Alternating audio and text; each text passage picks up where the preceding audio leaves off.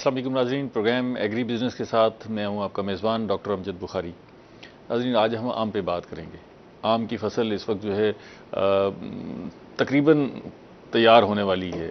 किस मरहले पर है, तैयारी के मराहल में क्या एहतियात करनी है। जब हम दरख्तों के पास से गुजरते हैं तो ऐसा लगता है कि कोई दरख्त बिल्कुल खाली खड़ा है और कहीं बहुत ज़्यादा जो है फल नज़र आ रहा है। असल सूरत हाल है क्या, इस मरहले पर क्या एहतियातें करनी है, आम के बागात को पानी देना है, को खाद देनी है, नहीं देनी, क्या करना है, और फिर इसकी पिकिंग भी बड़ा अहम मरहला है। पिकिंग कैसे करनी है और फिर इसको मार्केट कैसे करना है, क्या एहतियातें हैं, और फिर साथ साथ जो है यहाँ से एक्सपोर्ट भी होती है। आम बड़े पैमाने पर मुल्क से बाहर जाता है। इसमें इजाफा कैसे करना है, अब जो इस सीज़न में एक्सपोर्ट हो रही है उसमें क्या क्या कुछ करना है, ये सारे आज के मौज़ूआत हैं। आम हमारा यहाँ जो है ना सिर्फ ये है कि हम उससे इस पैदावारी अमल से सरमाया हासिल करते हैं, मुनाफा कमाते हैं, बल्कि ये इस खित्ते की पहचान भी है। और मुल्तान दो चीज़ों से पहचाना जाता है, जिसमें से एक आम है, दूसरी आप खुद जानते हैं। तो मैं इस प्रोग्राम में शुरू में आपसे मेहमानों का तारुफ करवा दूँ। मेरे साथ जो मेहमान मौजूद हैं उनमें पहले मेहमान हैं आसिफ हयात टीपू साहब। आप एक्सपोर्टर हैं, मैंगो एक्सपोर्ट करते हैं, उसके साथ साथ जो है बागात के हवाले से भी गहरी नज़र रखते हैं। आम की इस वक्त क्या सूरत हाल है, उनसे जानेंगे। उनके साथ दूसरे मेहमान मौजूद हैं डॉक्टर आबिद साहब। आप ज़रई यूनिवर्सिटी का वो शोबा जो ज़रई यूनिवर्सिटी में जो तहकीक हो रही है, जो टेक्नोलॉजी एमर्ज हो रही है, उसको लिंकेज कर रहे हैं, इंडस्ट्रियल लिंकेज जो है वो फराहम कर रहे हैं कि सनत के साथ किस तरह उसका रब्ता करना है, और वो जो वहाँ पर रिसर्च हो रही है, जो तहकीक हो रही है, उसको किस तरह मार्केट करना है। तो उसके यूनिवर्सिटी मैनेजर हैं, उनसे भी पूछेंगे कि इस लिंकेज से हम क्या फ़ायदा उठा रहे हैं, और ख़ास तौर पे आम के हवाले से उनकी क्या राय है। बहुत शुक्रिया आप दोनों मेहमानों का। आसिफ साहब, वैसे ये जो मैंने अभी बातें की हैं काफ़ी सारी हैं जिन पर हम बात ज़रूर करेंगे, लेकिन इस वक्त क्या सूरत हाल है आम के बागात की। कभी हम सुनने में आता है बहुत अच्छी फसल है, फिर पता लगता है कि जी बड़ा स्ट्रेस आ गया, जी ये मामला हो गया, फिर उससे जो है फसल बैठ गई। खुद मैंने भी जाके बागात का जायज़ा लेने की कोशिश की है, कुछ फैसला नहीं हो पा रहा। कहीं बहुत खाली खाली दरख्त खड़े हुए हैं और कहीं बहुत भरे हुए और बहुत फ्रूट नज़र आ रहे हैं। जी, बिस्मिल्लाहिर्रहमानिर्रहीम। बहुत शुक्रिया डॉक्टर अमजद बुखारी साहब आपका। आपने बहुत ज़बरदस्त बात की है और बहुत अच्छी आपका एनालिसिस है कि वाकई इस वक्त जो है ना हम उस गुमगू की सूरत हाल में है कि जो हम डिसीजन नहीं कर पा रहे वाकई कि इस वक्त जो है एग्जैक्ट जो है ना कितनी प्रोडक्शन होगी। अच्छा, आप खुद भी तजिए नहीं कर पा रहे। हाँ बिल्कुल, हर साल फिर मैं हमारी एक असेसमेंट हो जाती है, असेसमेंट होती थी कि इस साल क्रॉप कम है, इस साल बम्पर है। अच्छा, स्टार्ट ऐसे ही था कि बहुत अच्छी फ्लावरिंग थी और उस फ्लावरिंग को देख के लग रहा था बम्पर क्रॉप होगी।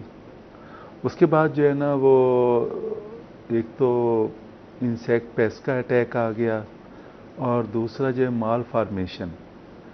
तो माल फार्मेशन की वजह से जो बहुत सारा फ्लावर था वो हम उसे कहते हैं कि ये बटूर बन गया। तो वो बटूर बन के और उसमें काफ़ी सारा ज़ाया हुआ। और उसके बावजूद जो सिंध और रहीम यार ख़ान को जो हमने असेस किया थी जो प्रोडक्शन, वो तो कम है, लेकिन मुल्तान में इस वक्त काफ़ी बेहतर सूरत हाल है। अच्छा, यहाँ पे जो क्रॉप है वो अच्छी है और मकान ये जो अभी मुल्तान से आंधियाँ तूफान आए, बड़ी बारिशें हुई हैं और ऐसे लगता था कि दरख्त खाली हो गए, इसके क्या असरात मुरतब हुए? हाँ, इसका नॉर्मल से ज़्यादा हो रही हैं इस साल, बारिशें भी ज़्यादा हो रही हैं और जो आंधियाँ हैं वो भी ज़्यादा आ रही हैं। और मौसमी सूरत हाल प्रिडिक्शन भी थी कि मई में जो है ना बारिशें ऑन एंड ऑफ होती रहेंगी, और जैसे प्रिडिक्शन थी वैसे ही बारिशें भी हो रही हैं। तो उसकी वजह से मैंगो, एक तो उसका ड्रॉपिंग ज़्यादा है उस मौसम की वजह से, और दूसरा जो है वो फल साइज़ नहीं कर रहा। अच्छा, और साइज़ नहीं करने की वजह से, और तीसरा ये है कि सीज़न भी थोड़ा सा लेट हो रहा है, लेट हो गया। कि हम एक्सपेक्ट कर रहे हैं कि अगर 10 जून तक रहीम यार ख़ान स्टार्ट हो जाए और 20 जून को सिंध हो जाए और 20 मई को, अब एक्सपोर्ट भी गवर्नमेंट ने अलाउ कर दी है, ठीक है, लेकिन अभी मैंगो की वो पोजीशन नहीं है कि वो एक्सपोर्ट हो सके। अच्छा जी बिल्कुल। अच्छा, डॉक्टर साहब से पूछते हैं। डॉक्टर साहब, आपसे आपके जो तकनीकी मामलात हैं उनसे बात करेंगे, लेकिन पहले मैं आपसे भी जानना चाहूँगा कि यहाँ मुल्तान में रहने वाला हर आदमी जो है गुजरते आते बागात पे नज़र रखता है, तो आपकी असेसमेंट क्या जा रही है? बिस्मिल्लाहिर्रहमानिर्रहीम। इस दफ़ा सिचुएशन जो है वो सबके लिए ही ऐसी है कि जिसमें कुछ हतमी बयान देना इस टाइम जो है मुश्किल है। ठीक है। क्योंकि जो क्लाइमेट चेंज का सिनेरियो है वो देखें, हर साल ही उसकी प्रिडिक्शन करना शायद हमारे लिए अभी एक नामुमकिन सी बात होती जा रही है। ठीक है। कि पिछले साल आप देखें तो बहुत जल्दी गर्मी आ गई थी, हमने बहार भी इवन नहीं देखी और हम समर में डायरेक्ट एंटर हो गए थे। और अभी इस साल अगर देखें तो जाहिर है हमारा एनवायरनमेंट जो मुल्तान की पहचान है, जिस तरह एक दिन हम एसी चला के सोए होते हैं, अगले दिन हमने लिहाफ डाला होता है, ये सिचुएशन ऐसे ही है। तो यही असल में क्लाइमेट चेंज है, जिसको जो कि सबसे बड़ा चैलेंज है आगे क्रॉप प्रोडक्शन के लिए भी और फ्रूट प्रोडक्शन के लिए भी। अच्छा। इसके लिए हमें जो है इदारे जो हैं और दूसरी जो फंक्शनरीज़ हैं उनको ज़रूरत है कि अब हम जितना हम फ्यूचर में प्रोटेक्टेड एग्रीकल्चर पे जा सकेंगे। ठीक है। फ्यूचर एग्रीकल्चर शायद होगी ही प्रोटेक्टेड एग्रीकल्चर के, जो इसको ज़रा आसान अल्फाज में डिफाइन प्रोटेक्टेड एग्रीकल्चर के यानी महफूज एग्रीकल्चर, जो इस तरह की आंधियों को, जो टेम्परेचर नहीं, हम फसलें वो काश करेंगे जो महफूज होंगी, या हम अपनी वैरायटीज़ उसमें बेहतरी लाएंगे, बीज बेहतर करेंगे, क्या? देखें, क्लाइमेट चेंज से जब आपने, क्योंकि ये बहुत बड़ा मसला है, तो इसको हल करने के लिए भी हमें बड़ी स्ट्रैटेजीज चाहिए। ठीक है। इसमें पहली स्ट्रैटेजी तो ये चाहिए कि ऐसे बीज चाहिए जो कि गर्मी और सर्दी को बर्दाश्त करने की ज़्यादा सलाहियत रखते हैं। ठीक है। ये तो एक हल है। दूसरा ये हल है कि हमें, जो मैंने प्रोटेक्टेड एग्रीकल्चर की बात की, कि हमें आंधियों से और इस तरह के जो मौसमी हालात हैं उनसे महफूज रखने के लिए स्ट्रक्चर्स भी बनाने पड़ेंगे। अच्छा। या ऐसी मसनूई माहौल क्रिएट करना पड़ेगा कि जो इस तरह की चीज़ों को हमें कंट्रोल करने में हेल्प दे सके। ठीक है। ये बड़ा मुश्किल टास्क है जो आप बता रहे हैं। मुश्किल टास्क है सर। देखें, 2050 में आपकी आबादी जो है 9 बिलियन हो जाएगी। अभी हम 6 अरब हैं, 9 अरब हो जाएंगे। 3 अरब मजीद लोगों को खिलाना है। हमारे पास हमें तो दुनिया की तरफ छोड़े, हमें अपनी फिक्र है इस वक्त जो है, हम 25 करोड़ को टच करने वाले हैं जो ताज़ा मरदमशुमारी में, और इतनी तेजी से इजाफा हो रहा है, मुझे लगता है कि सिर्फ इसी शोबे में हम तरक्की कर रहे हैं। तो शायद अगले अगले 20-30 सालों में जो सबसे महंगी चीज़ होगी वो खुराक होगी। जो आने वाले सालों के अंदर सबसे प्रॉफिटेबल, अगर दूसरी साइड पे देखें, बिजनेस होगा तो वो फूड का होगा। और इसके अंदर आपको दूसरी चीज़ों में जाना पड़ेगा कि अब अगर आप देखें कि कई चीज़ें होती हैं जो मौसम के अंदर आके बहुत सस्ती हो जाती हैं, लेकिन जैसे ही मौसम आउट होता है या थोड़ा सा आगे पीछे होता है तो वो बहुत ज़्यादा महंगी हो जाती है। तो उसके अंदर वैल्यू एडिशन की ज़रूरत है। तो उसके अंदर भी हम आगे बात करेंगे कि इसमें यूनिवर्सिटी क्या कर रही है और हम इंडस्ट्री को कैसे लिंक कर रहे हैं, और इन सारे चैलेंजेस से निपटने के लिए हम क्या कर रहे हैं। मैं आपसे जानना चाहूँगा आगे किसी मरले पर कि ये जो मैंगो का हवाले से जो रिसर्च हो रही है, और मैंगो के हवाले से दोनों तरह की रिसर्च, एक उसकी प्रोडक्शन के हवाले से और दूसरा उसकी मार्केटिंग और एक्सपोर्ट के हवाले से, तो उसमें आप इंडस्ट्री के साथ कैसे लिंकेज कर रहे हैं, लेकिन उस पर आगे बात करेंगे। आसिफ साहब, ये बताइएगा कि ये जो सूरत हाल आपने हमें अभी इजहार किया कि जी कोई अच्छी नज़र नहीं आ रही, कहीं बहुत अच्छी है कहीं ख़राब है, इससे एक्सपोर्टर तो बड़ा परेशान होगा, क्योंकि आपके लिए तो सबसे बड़ा चैलेंज जो है बरामद करना है। बिल्कुल, बहुत ज़्यादा चैलेंजिंग सिचुएशन है। ख़ास तौर पर जो है हमें तो क्वालिटी चाहिए, और अगर क्वालिटी मैंगो, जो कि इस वक्त ज़रा मुश्किल नज़र आ रहा है कि ये हम अगर जब हम क्वालिटी मैंगो सोर्स करने जाएंगे तो फिर हमें प्राइस भी उसकी पे करनी पड़ेगी। हम पहले ही मैंगो के एक्सपोर्ट में आगे नहीं बढ़ पा रहे, आगे नहीं बढ़ पा ये जरा क्या हम इस वक्त जो है कितना एक्सपोर्ट कर रहे हैं, क्या आगे बढ़ना कितना पोटेंशियल, 2017 से लेके और आज 2023 हो गई है, तो हम तकरीबन 1 लाख से लेके, और एक साल हम 1,40,000 पे गए, फिर वापस 1,25,000 इसी के लगभग आ गए। तो हम इसी उसमें जो है ना फंसे हुए हैं। हमारी प्रोडक्शन भले 18 लाख मीट्रिक टन हो या 20 लाख हो या 15 हो, वो हमें उसका कोई वो नहीं है, अगर हम अपनी एक्सपोर्ट बढ़ा लें। एक्सपोर्ट बढ़ाने के लिए हमें जो है ना वो काम करना ये पड़ेगा। अपनी प्रोडक्शन को देख के, जी, पोटेंशियल को देख के आप क्या समझते हैं कि हमें कितनी एक्सपोर्ट हमें करनी चाहिए? 4 लाख टन जो है ना पर 4 टाइम इसे बढ़ाना चाहिए, 4 टाइम जो हमारे पास गुंजाइश मौजूद है, और हम कर सकते हैं। और हमारी एक्सपोर्ट बढ़ेगी हमारी नेबरिंग कंट्रीज से। अगर अच्छा। हमारे नेबरिंग कंट्रीज लाइक ईरान है, अफगानिस्तान है, और जहाँ पर, और फिर गल्फ है, और इवन इंडिया। आपने इंपॉर्टेंट बात की है, यहीं से आगे इसको कंटिन्यू करेंगे। ब्रेक लेंगे। नाज़रीन हमारे साथ रहिएगा, मैंगो पे बात कर रहे हैं, मिलते हैं एक छोटी सी ब्रेक के बाद। वेलकम बैक नाजरीन, हम बात कर रहे हैं आम की फसल पे और माहिरीन हमारे साथ मौजूद हैं। आसिफ साहब, अभी एक्सपोर्ट का जिक्र किया और आप कह रहे हैं कि हमें अपने हमसाया ममालिक के साथ अपनी एक्सपोर्ट को बढ़ाना होगा। पहले तो ये बताइएगा, हम अफगानिस्तान भी आम भेज रहे हैं जी, और वो अच्छी क्वालिटी का भेज रहे हैं या वो जो हमारे पास, क्योंकि वहाँ मार्केट इतनी बड़ी नहीं है? क्वालिटी जो है ना, ग्रोअर अपने तौर पे और एक्सपोर्टर भी कोशिश करते हैं कि अच्छी क्वालिटी भेजें। ठीक है, लेकिन हमारे पास 2 किस्म के इश्यूज हैं। एक तो जो हमारी कमर्शियल वैरायटीज़ हैं, अब ग्रोअर उस तरफ आ गए, वो हमारी पहले कम थी। ठीक है, और हमारे पास बहुत सारी वैरायटीज़ थी जो एक्सपोर्ट ओरिएंटेड है, और जो नॉन कमर्शियल वैरायटीज़ थी या एक्सपोर्ट ओरिएंटेड नहीं थी। तो इसमें कौन सी अक़साम है? हाँ, इसमें हम जो आप प्रेफर करते हैं कि हमें इसको बाहर भेजना है। हम जैसे इंडिया का बहुत ज़्यादा उसका एरिया है, वो तकरीबन 1,83,00,000 एकड़ के ऊपर जो है उनकी वो सबसे ज़्यादा काश्त है, लेकिन उनके भी फोकस वैरायटीज़ जो हैं वो 3-4 हैं। अच्छा, तो हम भी जब तक उन फोकस वैरायटीज़ लाइक सिंदड़ी, ठीक है, सफ़ेद चौंसा, ये चनाब गोल्ड, लाइकिंग की वजह भी बताइएगा ना जी।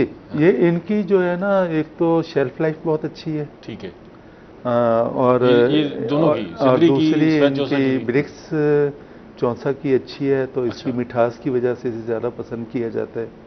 तो और सिंदड़ी जो है और सफ़ेद चौंसा लेट, उसकी शेल्फ लाइफ बहुत अच्छी है, तो उस वजह से ये हम इसको जो है जितना हम बढ़ा लेंगे तो उससे हमारी एक्सपोर्ट को जो है फ़ायदा होगा। ठीक है, हम एक्सपोर्ट तो बढ़ाना चाह रहे हैं, लेकिन हमारे पास पीछे स्टफ़ वैसा नहीं है। तो और फिर हमारी विंडो शार्ट है, विंडो को भी थोड़ा सा वाइड होना पड़ेगा।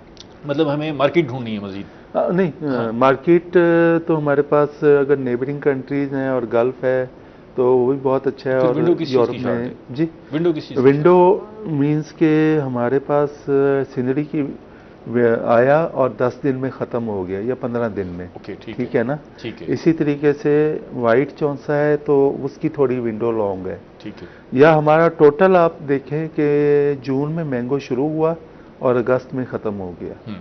तो ये विंडो जो है, अगर इसको हम बैक एंड पे भी और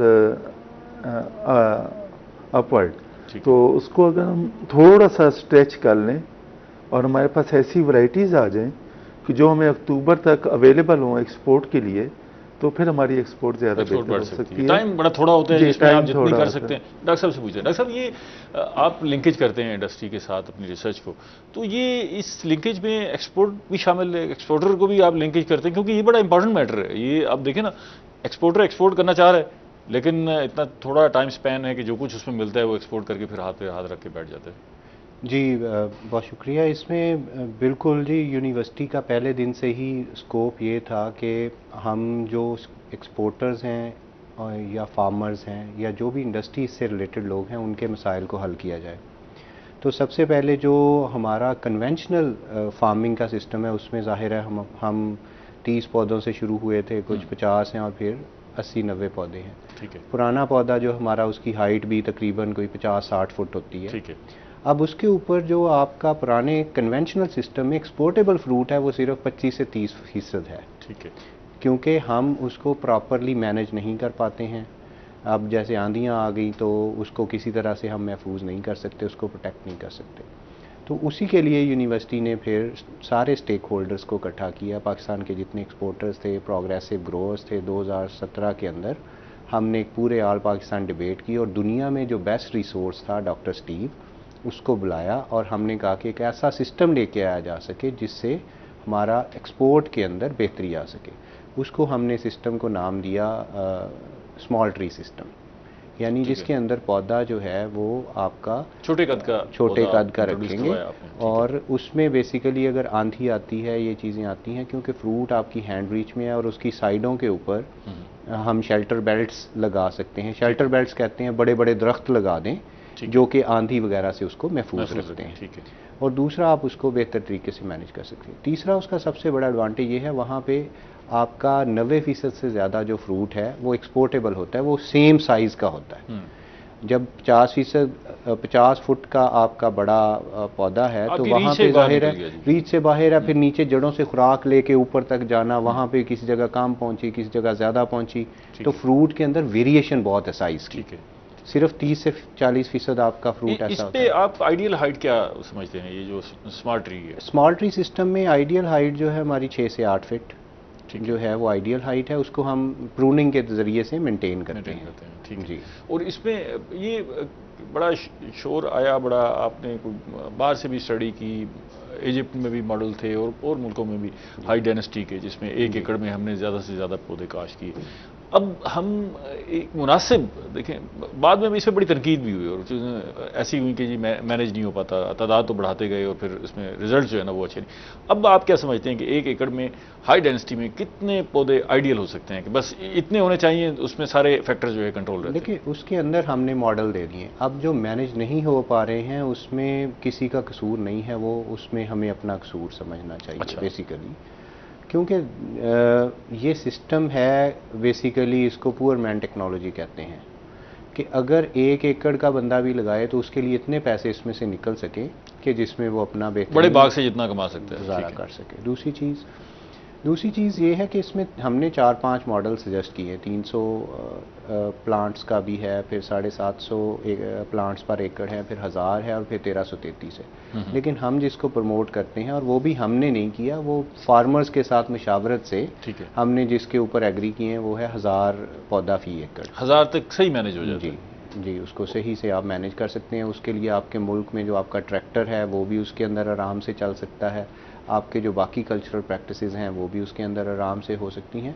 सिर्फ ये है अभी कि ये नेक्स्ट ईयर और इस साल में भी कुछ फ्रूटिंग पे आ गए हैं बागात जो हमने लगाए थे 2018-19 में, और अब अगले साल से ये भरपूर पैदावार पे आ जाएंगे। फिर लोग जो है ना वो एक दूसरे से देख के इम्प्रेस होते हैं, एक दूसरे की तरफ देख के चलते हैं, फिर ये टेक्नोलॉजी ज़्यादा चलेगी। अभी भी 10,000 एकड़ में पंजाब और सिंध में लग चुका है, और हम समझते हैं कि ये एक रेवोल्यूशनरी आइडिया होगा कि जो कि आपकी एक्सपोर्ट के अंदर कलीदी किरदार अदा करेगा, क्योंकि इसमें एक्सपोर्टेबल फ्रूट ज़्यादा है। नंबर 2, इसमें वैरायटी चेंज करना बड़ा इजी है।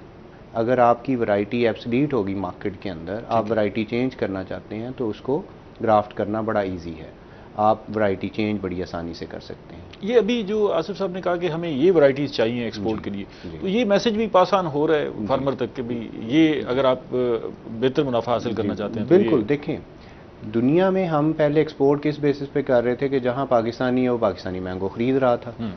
अब दुनिया जो चलती है या बिजनेस चलता है वो जहाँ पे उनको प्रॉफिट है।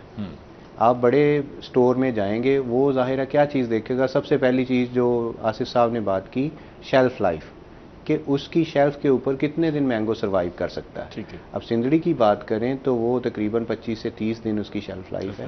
सफ़ेद चौंसा की भी इसी तरह है, लेकिन हमारा जो तकरीबन 35% या 38% शेयर है चौंसा का, अब उसके अंदर उसकी शेल्फ लाइफ अपनी बहुत कम है, वो 8 से 9 दिन या 10 दिन है मैक्सिमम।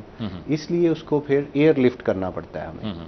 एयर लिफ्ट करते हैं तो जाहिर है उसके अंदर फिर एक्सपेंडिचर ज़्यादा है, प्रॉफिट मार्जिन एक्सपोर्टर का कम होता है, और आगे वाले के पास भी इतना मार्जिन नहीं होता कि वो उसको प्रॉपरली सेल कर सके। ठीक है। तो हमें इसलिए एक्सपोर्ट जो वैरायटीज़ हैं इस पे मज़ीद भी बात करते हैं, क्योंकि ये एक तो ये है ना कि जी ये तहकीक हो रही है, ये मॉडल्स हैं जो आपके पास मौजूद हैं, अब ये कितना ट्रांसमिट हो रहा है, ये इंपॉर्टेंट है ना जी, काश्तकार इससे कितना फ़ायदा उठा रहा है। आसिफ साहब, आपकी राय में ये जो हाई डेंसिटी वाला है, ज़्यादा थोड़े रकबे पे ज़्यादा पौधे लगाने वाला मामला है, ये इसको फार्मर कितना अडॉप्ट कर रहा है, और आपकी जो रिक्वायरमेंट है वो उससे पूरी हो रही है, नहीं हो रही? जी शुक्रिया। फार्मर तो अभी हम कहेंगे बहुत ज़्यादा अडॉप्ट कर रहा है तो नहीं है, लेकिन फार्मर जो है बहुत क्रिटिकली इसको देख रहा है, और उसका शौक है कि बिल्कुल मेरे पास जो है ना एक ऐसी चीज़ आनी चाहिए कि मेरी पर एकड़ इनकम बढ़े। तो उसमें बिल्कुल, लेकिन किसी के पास 1 एकड़ है, जी जी, 1 एकड़ से रिवायती काश्तकारी से तो वो इतना मुनाफा हासिल नहीं कर सकता कि जी उसकी जी 2 वक्त की रोटी पूरी हो। लेकिन अगर वो हाई डेंसिटी आर्चर्ड पे आ जाता है तो उससे तो मेरा ये ख्याल है ऐसी एग्जाम्पल हैं और हम विजिट करवा सकते हैं आपको। और जहाँ पर इस साल भी एक ऐसा कुछ बंदे ऐसे भी हैं जो कह रहे हैं कि मुझे ऐसे लग रहा है कि मैं 20 लाख रुपए एकड़ में से कमा लूँगा। अच्छा, ठीक है ना।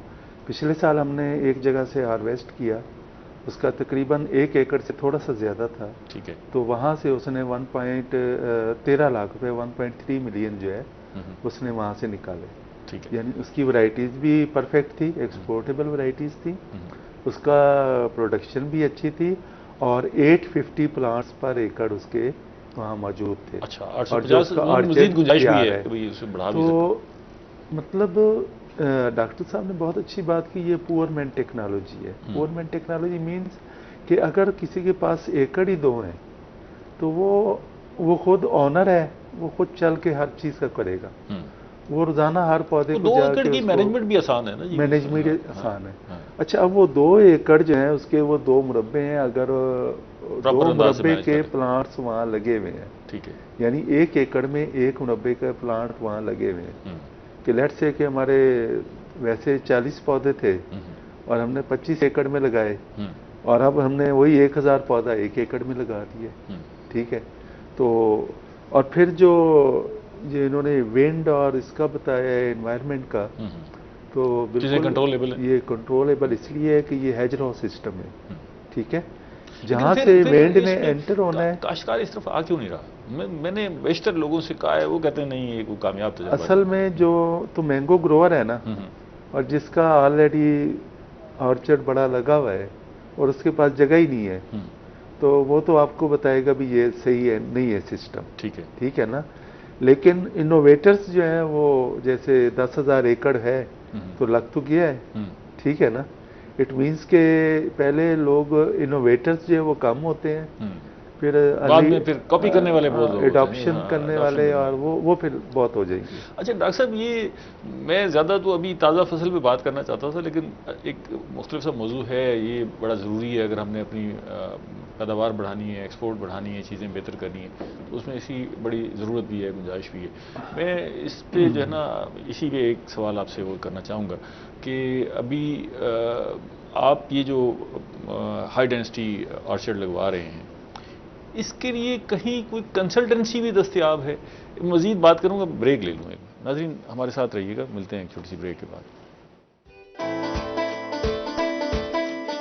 वेलकम बैक नाज़रीन, हम आम की फसल पे बात कर रहे हैं और माहिरीन हमारे साथ मौजूद हैं। डॉक्टर साहब, एक आम फार्मर है, उसके लिए ये सारी चीज़ें मैनेज करना शायद मुश्किल है, और उसको ये भी परेशानी है कि मैं अगर ये खर्चा कर भी बैठता हूँ कहीं उधार पकड़ कर, तो ये सारा मैं मैनेज कर पाऊँगा या नहीं कर पाऊँगा। तो आपकी यूनिवर्सिटी, आपका इदारा इसकी कंसल्टेंसी फराहम कर रहा है? मैं आपको पैसे दूँ कि जी मेरा ये 1 एकड़ बाग लगा दें जी, इसका जो खर्चा है वो आप ले लें। देखें, यूनिवर्सिटीज़ का काम ही यही है कि लोगों की हैंड होल्डिंग करे और जो नई टेक्नोलॉजीज़ हैं उसको ट्रांसफ़र करें। उसके अंदर हम पर्टिकुलरली इनकरेज करते हैं जो यंग इनोवेटर्स हैं, यंग फार्मर्स हैं, या उनके फार्मर्स के बच्चे हैं जो कि अपने काम को एक बिज़नेस के तौर पे लेके चलना चाहते हैं, उनको फुली सपोर्ट अवेलेबल है। उसके लिए हमने मुख्तलिफ मॉडल्स बनाए हुए हैं। एक तो यूनिवर्सिटी जो है उसने बिज़नेस इंक्यूबेशन सेंटर के अंदर हमने कंपनीज़ को इंक्यूबेट किया हुआ है। वहाँ पे हमारे पास ग्रीन एग्रीकल्चर सर्विसेज के नाम से कंपनी है, ठीक है, जो कि पूरी कंसल्टेंसी फ्राम करेंगी, ठीक है, नर्सरी से लेके एंड तक प्रोवाइड करती है। बाकी यूनिवर्सिटी में डिपार्टमेंट ऑफ हॉर्टिकल्चर है, वो भी किसी किस्म की एडवाइस है अगर लेनी है तो फ्री है। आपके पास मॉडल फार्म भी मौजूद है? मॉडल कोई है जहाँ पर ये हाई डेंसिटी लगी हुई हो ताकि जी, यूनिवर्सिटी में हमने तकरीबन 1 एकड़ लगाया है, और अब हम तकरीबन 1 मुरब्बे के ऊपर जलालपुर पीरवाला में जो हमारे पास 500 एकड़, वो जो 1 एकड़ लगाया, कितने पौधे लगाए हैं उसमें? उसके अंदर हमारे पास ही 750 पौधे हैं। हाँ जी। आपने कम क्यों लगाए? वो उस वक़्त जो है 2018 के अंदर ये मुख्तलिफ मॉडल हैं, ठीक है, क्योंकि हमारा काम है कि हमने मुख्तलिफ मॉडल्स को भी टेस्ट करना है कि हमारी कंडीशंस के अंदर कौन से मॉडल जो है वो सक्सेसफुल हो सकते हैं। ठीक है। तो ये बताइएगा कि ये जो बाग है ये कितने अरसे में फल देना शुरू कर देगा अगर हम हाई डेंसिटी पे जाते हैं? तो इसमें जो अगर ग्राफ्टेड पौधा आप लगाएं, जो कि इसमें लगाना ही ग्राफ्टेड चाहिए। ठीक है। ग्राफ्टेड पौधा अगर लगाएं तो आप 4 से 5 साल के अंदर फ्रूटिंग इसके अंदर शुरू हो जाती है और ये 6 से 7 साल में अपनी फुल फ्रूटिंग पे आ जाता है। ठीक है। जबकि कन्वेंशनल सिस्टम के अंदर 5 से 6 साल में फ्रूटिंग देना शुरू करता है और उसको 10 से 12 साल चाहिए अपनी फुल प्रोडक्शन पे। 4 साल, चौथे साल खर्चा निकलना शुरू हो जाएगा। चौथे साल खर्चा होपफुली खर्चा पूरा हो जाएगा जी। 4 साल का सब्र है, वो जल्दी है, ये तो कुछ ज़्यादा लंबा अर्सा नहीं है। इस दौरान आप वहाँ और तो कुछ काश्त नहीं कर सकते। बीच में अगर काश्त करना चाहें कोई चीज़ तो ऐसी चीज़ हो कि जो कि मैंगो की प्रोडक्शन टेक्नोलॉजी को डिस्टर्ब ना करे तो वो आप कर सकते हैं उसके अंदर। लेकिन जाहिर है जब इतने ज़्यादा पौधे हैं, अगर फार्मर बर्दाश्त कर सकता है और वो ना करे तो ज़्यादा अच्छा है। अच्छा, वैसे ये बड़ा इंटरेस्टिंग है। मैं आप दोनों हजरात से एक छोटा सा सवाल और ज़रूर इसमें करना चाहूँगा कि किसी के पास ये ख्वाहिश है तो उसको 1 एकड़ पे हाई डेंसिटी बाग लगाने के लिए कितना खर्चा होना चाहिए, कोई एस्टिमेटेड ऐसे बता दें। देखें इसमें अगर तो आप गवर्नमेंट से पौधे लेते हैं, जैसे मैंगो रिसर्च इंस्टीट्यूट है या यूनिवर्सिटी है, वहाँ पे हमारी आल्दो के बड़ी लिमिटेड कैपेसिटी है, लेकिन उसके अंदर पौधे जो है वो सब्सिडाइज मिलते हैं। तो वहाँ से तकरीबन आपका 1 एकड़ के ऊपर पौधों का जो खर्च है वो 1.5 से 2 लाख रुपए है। 1.5 से 2 लाख में ये 1 एकड़ के पौधे लग जाते हैं। ठीक है। इसमें सिर्फ पौधों का खर्चा है या उनको लगाने पौधों का खर्चा? जाहिर है। ये आसिफ साहब, बाकी ये 4 साल का खर्चा अगर काउंट करें, 4 साल के बाद अंदाजा कितना है? वो तो बहुत एक लिमिटेड से प्लांट्स अवेलेबल हैं, लेकिन 4 लाख रुपए तक एकड़ का खर्चा आता है अगर हम साल को या 4 सालों का, एक पूरे 4 सालों का प्लांटेशन करके इसमें सारे इसके लवाजमात करके बहुत ज्यादा लंबा चौड़ा काम नहीं है। 4 लाख रुपए एकड़ का है। और बिल्कुल ये चौथे साल में जब इसकी प्रोडक्शन आएगी तो वो प्रोडक्शन जो है आपकी एक नॉर्मल आर्चर के बराबर होगी। लेट्स से कि हम 5 kg पर प्लांट ले रहे हैं और हम 5 टन इसकी प्रोडक्शन पे चले जाते हैं तो हमारी एवरेज प्रोडक्शन जो इस वक्त है वो 4 टन है। ठीक है, तो हम उसी प्रोडक्शन को ले लेंगे। ठीक है, जो है। और फिर हम अगर 8वें साल में जा रहे हैं तो फिर हम इसकी 4 गुना उस पे इसको कर लें, फिर 40 kg पर प्लांट पे हम चले जाएंगे। ठीक है। अच्छा, अब ज़रा थोड़ा सा ताज़ा सूरत हाल पे बात कर लेते हैं, वो बड़ी इंपॉर्टेंट है कि इस वक्त जो बागात की सूरत हाल है, आप तो मुसलसल चक्कर लगा रहे होंगे। जी जी, बिल्कुल। माल ख़रीदना है, बाहर भेजना है, तो इस वक्त बतौर काश्तकार फार्मर, जो आर्चर्ड का फार्मर है, उसको क्या एहतियातों की ज़रूरत है जिससे ये जो मौजूद है फल ये बचा रहे और बेहतर तैयार हो जाए? ये बहुत आपका वैलिड और बहुत अच्छा क्वेश्चन है, टाइमली आपने ये ग्रोअर्स को भी हम बताना चाहेंगे कि अपने बागात की जो मैनेजमेंट है उसको बहुत बेहतर करें। एक फ्रूट फ्लाई से बचाने के लिए उसके लिए इकदाम करें। उसके साथ साथ अगर आपकी बारिश हो गई है तो बारिश के बाद जो है आपने फंजीसाइड का जो कवर है वो ज़रूर देना है। अच्छा, और फंजीसाइड जो है आपने एक्सपर्ट से पूछ के आपने यूज़ करनी है कि जो अगर अटैक है या नहीं है, दोनों सूरतों में करना है। जो रिकमेंडेड है। ठीक है। कुछ फंजीसाइड ऐसी हैं जो हमारी एक्सपोर्ट के लिए रिकमेंडेड नहीं है तो वो नहीं करनी, और जो रिकमेंडेड है सिर्फ वो आपने। ये गाइडलाइन कहाँ से मिलेगी? ये मैंगो रिसर्च इंस्टीट्यूट और MNS university of agriculture Multan. ठीक है। ठीक है, तो ये वहाँ से आपको मिलेगी गाइडलाइन। और नंबर 3 जो है, इस साल PHDEC PHDAC जो है वो एक प्रोजेक्ट उसने इंट्रोड्यूस करा है मैंगो बैगिंग का। अच्छा, तो उस मैंगो बैगिंग को अगर वो बैग्स अवेलेबल हैं तो आप 10 से 12 फुट की हाइट पर आपको जितना भी क्वालिटी मैंगो है उसको अगर आप बैग कर देते हैं तो वो सारा के सारा ही आपका एक्सपोर्टेबल मैंगो बन जाएगा। तो वो कहाँ से अवेलेबल है?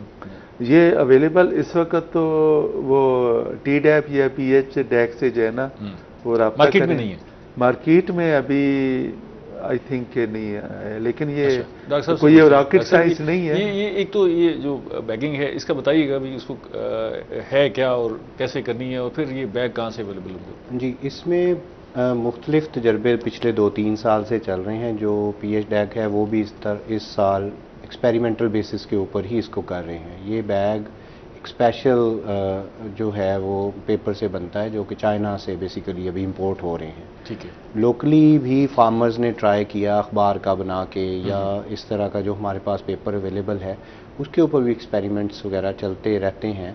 यूनिवर्सिटी भी इसके ऊपर करती रहती है, लेकिन इसके लिए बेसिकली आपको एक ग्लेजिंग पेपर चाहिए। जैसे अब बारिश हो गई, ठीक है, तो अब बारिश का पानी उसके अंदर ना जाए, या तो उससे बैग खराब ना मकामी हो। कागज तो जो है वो हाँ बर्दाश्त नहीं कर जी, सकते। जो दूसरा मकामी कागज़ है उसमें ज़ाहिर है इसके अंदर प्रॉब्लम्स इस सूरत में आ जाते हैं। तो इसमें अभी जो काम चल रहा है वो है एक्सपेरिमेंटल बेसिस के ऊपर। अभी लोग ट्रेंड हो रहे हैं, मास्टर ट्रेंड जिसको कहते हैं, मास्टर ट्रेनिंग ले रहे हैं। PHDAC जो है इस साल अपना उसके अंदर उन्होंने शेयर डाला है कि उन्होंने इंपोर्ट करके तो कुछ इसके अंदर करने की कोशिश की है। अब हम ये कर रहे हैं कि उन्हीं बैग्स को हम पिछले 2-3 साल से ट्राई कर रहे हैं कि लोकल कंपनीज़ को हमने सैंपल मंगवा के भी बाहर से दिए थे। ठीक है, कि वो अपना लोकल मटेरियल के साथ इसको करें। उसके ऊपर भी एक्सपेरिमेंटेशन जारी है। लेकिन जाहिर है कंपनीज देखती हैं अपने बिजनेस वॉल्यूम को। एक जब नया कोई काम शुरू करना होता है तो बल्क में काम वो देख रहे होते हैं। अब वो देख रहे होते हैं कि इसकी अगर गुंजाइश बन जाए तो फिर वो प्रोडक्शन, वो अपना होमवर्क करके बैठी हुई हैं कंपनीज जो पाकिस्तान में इस टाइम लोकल पेपर इंडस्ट्री की कंपनीज हैं। They are in link with us. ये किस मरहले पर चढ़ाते हैं बैग? बैग जो है जी वो करने के लिए बेसिकली आपको जैसे सिंदड़ी है तो उसके लिए सिंध में बेहतरीन टाइम है जब उसका पकने से तकरीबन 1 महीना पहले। 1 महीना पहले जी। अच्छा, क्योंकि बेसिक इसका मकसद ये है कि टेक्निकली अगर मैं थोड़ा सा बता देता हूँ और इम्प्रूव करके कि ये आपके जो फ्रूट सेटिंग से 45 दिन के बाद, या मार्बल साइज एक हमारी लैंग्वेज है वो यूज़ करते हैं हम। ठीक है। नंबर 3, अगर 3 इंच का मैंगो हो गया साइज में। अच्छा, ये आसान है कि अगर 3 इंच का मैंगो हो गया तो फिर तो उसके ऊपर आप कर लेंगे। और चौथा ये है कि मिड ऑफ द सीजन, यानी फ्रूट सेटिंग और फ्रूट हार्वेस्टिंग के मिड में। ये तो फिर बड़ा सूटेबल टाइम है। जी बिल्कुल। ये तो एयर टाइट हो जाता होगा अगर इसको चढ़ाते हैं तो। बेसिकली इसका मकसद ये है एक तो कि जो मैंगो बाहर एक्सपोज हो रहा होता है धूप से उसके ऊपर जो है वो कलर उसका ख़राब हो जाता है, उससे बचाता है। दूसरा फ्रूट फ्लाई सबसे बड़ा इशू है, उससे बचाता है। और तीसरा और जो डिफरेंट कीड़े या इंसेक्ट्स इसके ऊपर अटैक करते हैं, फिजिकल इंजरी हो जाती है, उससे बच जाता है। इंसेक्ट पेस्ट डिजीज से बच जाता है। इसकी ग्रोथ पर असर नहीं पड़ता? ग्रोथ पे नहीं असर पड़ता।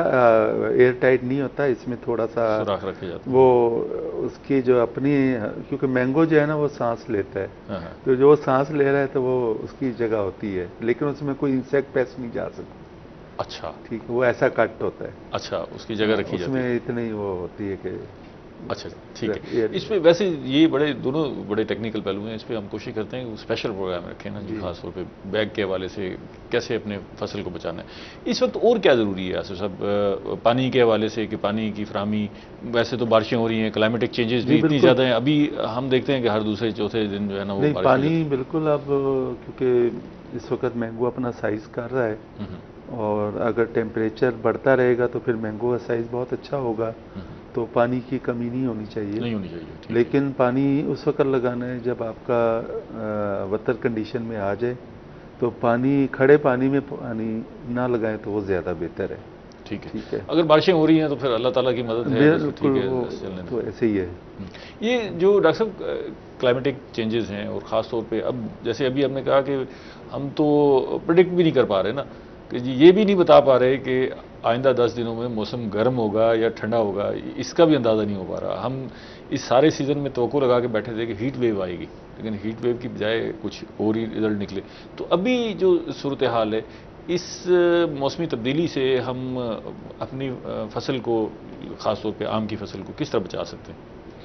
देखिए, इस टाइम जो है वो यही है कि हमें जो भी प्रेडिक्शन होती हैं रेनफॉल की, उसको ज़रूर हमें कंसिडर करना चाहिए प्रेडिक्शन का। लेकिन ज़हन में ये रखें कि तकरीबन ये 60 to 70% इसका लेवल होता है प्रिसीजन का, कि 60 से 70% तक।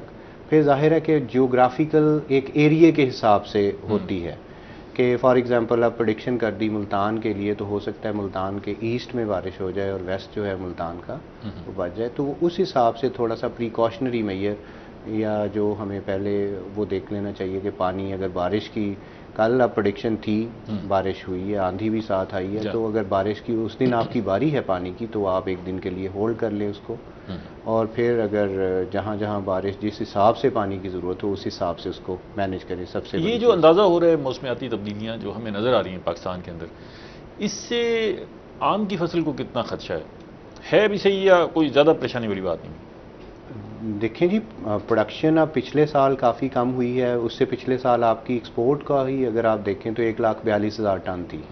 पिछले साल आप कम पे चले गए बिकॉज आपकी हीट वेव बहुत जल्दी आ गई। उसमें जो वैरायटीज़ थी, कुछ का फ्रूटिंग ठीक था और कुछ जो है वो बिल्कुल ही हीट वेव की वजह से फ्लावर मेच्योर ही नहीं हो सका फ्रूट के अंदर, तो आपकी ओवरऑल प्रोडक्शन उसके अंदर कम हुई। इस साल देखें बिल्कुल ही डिफरेंट सिनेरियो है। अभी तक हम जैसे ऐसे ही लग रहा है कि जैसे हम बाहर का मौसम में ही है। अभी हीट वेव जो मुल्तान की पहचान है वो तो अभी तक आई नहीं है। गर्मी अब मई ख़त्म होने वाला आ गया है, जून आ रहा है, तो वो अभी तक हमने गर्मी के शायद ये 2 दिन पिछले इससे पहले हमने कोई थोड़ी सी हीट वेव देखी है।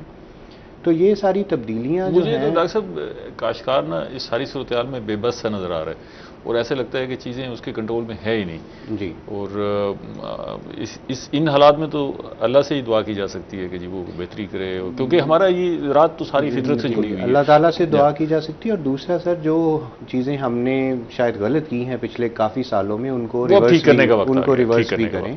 हमें ज़्यादा से ज़्यादा प्लांट्स लगाएं। ठीक है, प्रोग्राम का वक्त ख़त्म हो गया। आप दोनों मेहमानों का बेहद शुक्रिया। नाज़रीन, हमने आम की फसल की बात की और इसमें एक पहलू जो है जिस पर ख़ास तौर पर डिस्कशन की है वो हाई डेंसिटी प्लांट है। हाई डेंसिटी आर्चर्ड क्या है कि 1 एकड़ में आप जो कम पौधे लगाते थे अब उनकी तादाद बढ़ा के छोटा कद रख के ज़्यादा से ज़्यादा जो है वो पैदावार हासिल कर सकते हैं। ये एक बड़ा ज़बरदस्त रास्ता है आगे बढ़ने का। जो सोचते थे कि जी काश हमारे पास 2 मुरब्बे हों तो हम आम का बाग लगाएंगे और बैठ के पैसा कमाएंगे, तो अब वो सारा कुछ जो है 1 एकड़ में भी मुमकिन है। आप आगे बढ़ें। वो नौजवान जो नौकरियां ढूंढते फिर रहे हैं, उनके पास ज़राई रकबा मौजूद है, तो वो ज़राई यूनिवर्सिटी मुल्तान है और बाकी इदारे हैं, उनसे मदद दें और अपने बाग लगाएं, ख़ुद भी पैसा कमाएं, मुल्क को भी खुशहाल बनाएं। अगले प्रोग्राम तक इजाज़त दीजिए। अल्लाह ने के बाद।